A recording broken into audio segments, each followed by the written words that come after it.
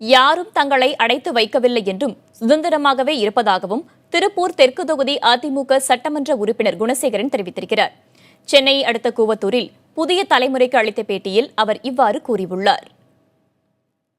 சரி, பொதுச் செயலாளர் பதவி ஏத்துக்கிறப்ப சட்ட மண்டபத்தில் கூட்டம் நடந்ததுல இவரு தானே கூட போய் சீனியர் கூட்டிட்டு போய் இப்ப சின்னமாட்ட கார்டன்ல போய் பேசினாரு, கொடுத்தாரு.